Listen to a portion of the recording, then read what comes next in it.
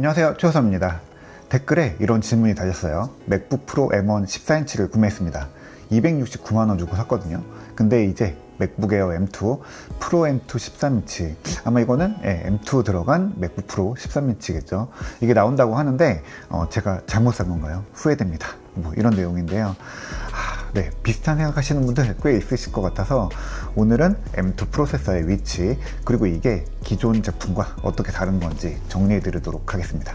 네, 혹시라도 지금 내 M1 맥북이 갑자기 미워 보인다면 일단 구독 버튼 한번 눌러주시고요. 끝까지 이야기 들어주시면 좋을 것 같습니다. 자, 먼저 댓글 주신 분의 고민 충분히 이해합니다. 그런데 결론부터 이야기 드리면은 전혀 고민하실 일이 아니고요. 고민하실 이유도 없습니다. M2가 들어간 맥북 에어, 아니면 맥북 프로라고 해도 가장 비싼 옵션을 구입하신다고 해도 지금 갖고 계시는 맥북 프로 14인치가 훨씬 더 좋습니다. 네, 어떤 점이요? 네, 모든 점이 다 좋습니다. 제가 이렇게 단정지어서 얘기 드리는 거 별로 보신 적 없죠. 그런데 일단은 맥북 프로 14인치와 맥북 에어 13인치의 가장 큰 차이는 뭐 성능 이런 거 다 떠나서 디스플레이가 비교 불가합니다. 비교할 수 없을 정도로 차이가 크게 나고, 맥북 프로의 디스플레이는 훨씬 더 좋습니다. 이것만으로도 두 제품을 놓고 고민할 이유는 하나도 없다고 생각합니다. 근데 일단 중요한 거는 뭐 새 프로세서가 들어갔고, 새 프로세서가 어느 정도 성능을 내는지, 그래서 내 컴퓨터가 얼마나 느린 컴퓨터가 된 건가 라는 이런 속상하신 마음에 이런 댓글을 달아주셨을 거예요. 그래서 일단은 오늘은 다른 거 다 떠나서 성능만 놓고 한번 이야기 드리도록 하겠습니다. 이 M2 맥북 에어는 저는 사실 보고 오긴 했지만 아직 뭐 완전 출시된 제품이 아니고, 뭐 데이터도 뭐 정보도 그렇게 많이 나와 있지 않습니다. 근데 어느 정도 뭐 성능에 대한 윤곽 정도는 나와 있죠.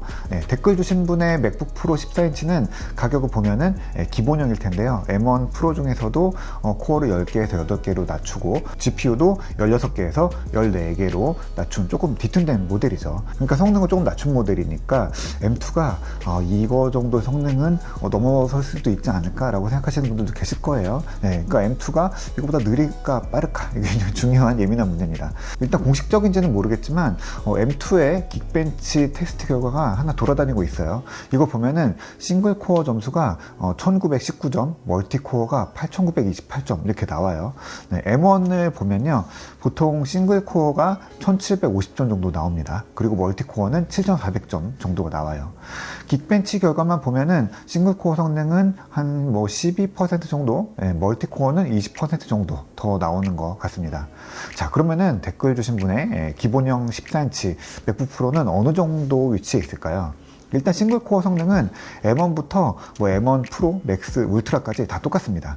같은 구조의 칩이니까요. 싱글코어 점수는 그 중에서도 가장 빠른 코어 하나를 잡아서 그거의 성능을 보는 거잖아요. 그러니까 사실은 M1의 모든 라인은 싱글코어 점수는 똑같습니다. 대신에 멀티코어 성능이 조금씩 다르죠. 이 긱벤치 멀티코어 테스트 결과를 보면은 9500점 정도 나옵니다. 그러니까 M2보다 여전히 훨씬 좋은 성능을 갖고 있죠. GPU는 아직 뭐 눈에 띄는 벤치마크 테스트 결과가 없는데요. 애플 킨노트 내용이나 뭐 여러 가지 정보를 보면은 한 30%에서 40% 정도 성능 향상이 있다고 합니다.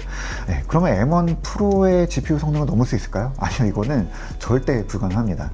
GPU 성능은 기본적으로 구조가 달라지거나, 아니면 클럭이 높아지거나, 아니면은 개수가 늘어나는 식으로 끌어올리는데요. M2의 GPU는 일단 뭐 구조는 M1이랑 거의 같죠. 개수도 같습니다. 그 대신에 클럭이 조금 올라간 걸로 보여요. 그런데 M1 프로는 어떤가요? 기본적으로 M1 프로에는 16개 GPU가 들어가죠. 2배가 들어가는 겁니다. 성능이 2배 향상됐다는 거죠. 댓글 주신 분의 맥북 프로처럼 뭐 기본형 GPU 14개 들어간 거 2개 빠지긴 했지만 그래도 6개 많습니다. 성능이 그만큼 높다는 거죠. 절대 이 수치를 넘을 수가 없습니다. 맥스나 뭐 울트라 같은 거는 뭐 말할 것도 없죠. 자, 그러니까 지금 M1 프로 이상의 맥북 프로 이상의 모델을 쓰고 계시는 분들은 전혀 뭐 신제품에 대해서 속상해하거나, 아니 뭐 아예 신경 쓰실 필요가 없는 전혀 다른 카테고리에 있는 모델입니다. 자, 그러면은 M1 맥북 에어나 M1 맥북 프로 13인치를 쓰시던 분들은 어떨까요? 저는 이분들도 전혀 고민하실 필요는 없다고 봅니다. 저는 지금 M1 맥북 에어를 쓰고 있고요. 발표 현장에서 잠깐 만져본 느낌으로는, 컴퓨터를 그냥 쓰는 느낌으로는 전혀 차이가 없습니다. 지금 나오는 뭐 성능에 대한 이야기들은 동영상 인코딩 하거나 뭐 그래픽 렌더링 하거나 아니면 되게 뭐 높은 성능 요구하는 게임들은 이제 앞으로 나오긴 하겠지만, 그런 걸 돌릴 때 벤치마크 테스트에서 나오는 정도의 수준 차이일 겁니다. 그러면은 뭐 M2는 M1에 비해서 성능이 별로 안 좋아진 거냐? 그건 아닙니다. 지금 M2는 사실 M1에서 이어지는 설계의 마술을 계속 보여주고 있어요. 애플이 반도체 성능을 끌어올리는 여러 가지 방법들을 지금 각 칩이 나올 때마다 계속 놀라울 정도로 계속 보여주고 있는 건데요. 사실 세대 교체로는 굉장히 또 성능도 충격적입니다. 지금 뭐 25%에서 35% 정도 성능 향상 이야기가 나오는데, 한 세대에 이 정도 성능 높이는 거 사실 쉽지 않거든요.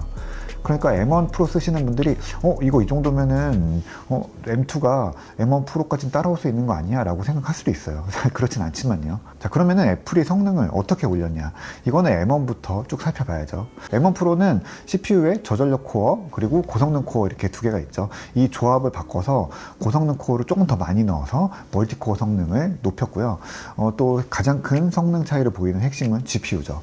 M1 프로는 M1의 2배, 그리고 맥스는 4배 많은 GPU를 넣었습니다. 뭐 자유롭게 내부 구조 설계를 레고 블록 끼우듯이 더 넣는 거죠. CPU는 이렇게 끼워서 넣고 GPU는 또 이걸 더 끼워서 넣어서 칩을 이렇게 만들면 성능이 더 높아지겠다라는 거예요.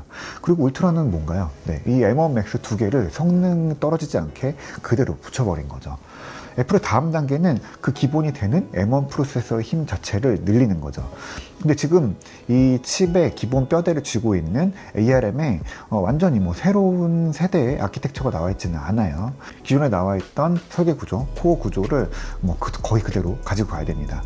그러면 성능을 어떻게 올릴까요? 애플은 두 가지 방법을 택했는데, 한 가지는 클럭을 올리는 거죠. 클럭은 가장 쉬운 방법이에요. 설계나 생산의 안정성이 높아지고 또 전력 관리에 자신이 있으면은 가장 쉽게 할 수 있는 게 클럭을 올리는 거죠. 그리고 가장 놀라운 건 트랜지스터 수를 늘리는 겁니다. 연산장치의 수를 더 늘리는 거예요. 얼마나 늘었나? 그게 25% 정도가 늘었습니다. M1이 160억 개, M2가 200억 개 트랜지스터를 넣었죠. 이게 딱 정률로 25% 늘었으니까 성능도 25% 늘어날 거야. 뭐 그런 건 아니지만 그에 준하는 어느 정도 상관관계가 있습니다. 그러면 다른 회사들도 이렇게 쉽게 할 수 있는 거 아니야? 라고 생각할 수 있지만, 사실 이 트랜지스터 수를 늘리려면은 칩 크기가 커질 수밖에 없죠. 아니면은 같은 크기에 더 많은 트랜지스터를 넣으려면 미세 공정, 몇 나노 하는 것들 있죠. 미세 공정을 더 공정을 높여서 더 작게 만들어서 같은 크기 안에 더 많은 트랜지스터를 심는 거죠. 근데 지금 애플은 뭐 공정 그대로죠. 그 대신에 더 트랜지스터 많이 넣으니까 자연스럽게 칩의 크기가 커지는 겁니다. 근데 이게 쉬운 일이 아니에요. 사실 이 칩 크기를 늘리는 거는 원가랑 직접적으로 관련이 있고, 또 불량률도 좀 높아질 수 있습니다. 그리고 이걸 또 꽂으려면은 메인보드 설계라든지 뭐 핀이라든지 이런 것들이 또 다 달라져야 되기 때문에, 사실은 많은 반도체 기업들이 생각은 하고 있지만 실제로 행동을 옮기기 되게 어려운 일인데, 애플은 뭐 자체 프로세서고 또 그거를 자기가 만든 메인보드에 넣어서 자기가 만드는 제품에만 넣고 자기네 만드는 OS로 돌리니까 이런 것들에 대한 자유도가 굉장히 높은 거죠. 이게 애플이 반도체를 만들게 된 가장 큰 이유이기도 하고, 애플이 보여주는 놀라운 경쟁력이죠. 이거에 대한 이야기는 좀 재미있는 것 같아서 좀 다시 자세히 해보도록 하겠습니다. 그래서 애플은 이 트랜지스터 수를 늘리는 거, 그리고 클럭을 높이는 거, 이 두 가지 조합으로 여러 가지 지금 테스트들이 이야기하는 약 35% 정도의 성능 향상, 이런 것들을 내보내고 있는 것 같습니다. 이 성능 향상으로 M2랑 M1 프로 사이의 간극이 좀 줄어들긴 하겠지만, 분명히 두 칩의 성능이나 그 지향점은 분명히 다릅니다. 그리고 M2가 M1보다 더 빨라진 건 사실이긴 하지만, 당장 교체를 서둘러야 할 만큼 그렇게 막 발전된 제품은 절대 아닙니다. 오히려 지금 M1이 부족하다고 느끼신다면 M2가 아니라 M1 프로나 M1 맥스로 넘어가는 게 맞죠. M2는 M1 제품을 업그레이드 하라는 모델이 아니라 기존의 인텔 맥을 쓰시던 분들이 전환하라라는 쪽에 가깝고요. 이 업그레이드 사이클을 매년 뭐 M1, M2, M3 이렇게 계속 갈아탈 필요는 없습니다. M1에서 뭐 그대로 뭐 같은 모델을 업그레이드 한다고 하면은 M3, 아니 저는 M4까지도 괜찮을 거라고 봅니다. 자, 그러니까 신제품이 나왔다고 해서 너무 일희일비하지 마시고요. 지금 쓰시는 제품들 예뻐해 주세요. 그리고 지금 가지고 계신 M1으로 뭐 못할 일 저는 거의 없다고 봅니다. 그리고 자주 드리는 말씀이지만 조금 기다렸다가 신제품 살 걸 같은 생각보다는 필요한 게 있으면 그때그때 사서 잘 쓰는 게 훨씬 현명합니다. 당장 뭐 컴퓨터 때문에 못하는 일이 있으면 당장 더 좋은 컴퓨터를 사서 하려던 일을 할 수 있어야 되잖아요. 얼만큼 더 좋아졌다 뭐 이런 벤치마크 테스트는 뭐 그냥 점수일 뿐이고요. 컴퓨터는 가장 큰 역할은 우리의 창의성을 잘 받아줄 수 있어야 되고요. 그 과정을 답답하지 않도록 해줘야 돼요. 지금 벌써부터 M2 프로가 들어간 맥북 프로 이런 거 기다리겠다고 벼르시는 분들이 있는데요. 그거 언제 나올지 아직 모르고요. 적어도 6개월에서 1년은 더 걸릴 텐데 저는 그 사이에 제가 만들어내는 결과물 또 그 과정에서 들어가는 시간, 스트레스 이런 게 고작 뭐 기계 한 세대 정도로 그거랑 바꿀 일인가 라는 생각이 듭니다. 그러니까 스트레스 받지 마시고요. 기다리지 마시고요. 빨리 필요할 때 사서 원하는 거 마음껏 만드세요. 그리고 기계는 또 바꾸면 됩니다. 네, 급하게 바꾸겠다고 하면은 뭐 지금 M1 샀다가 M2 중고로 팔고 사면은 그 차이 얼마나 나겠어요. 몇십만 원 차이 안 나고요. 그게 설령 100만 원 이상이 든다고 해도 제 인생 6개월, 1년을 100만 원과 바꾸진 않겠습니다. 그러니까 업그레이드 계획이 있으면은 너무 스트레스 받지 마시고요. 적절할 때 사서 더 많은 일들을 하는 게 훨씬 현명한 선택이라고 봅니다.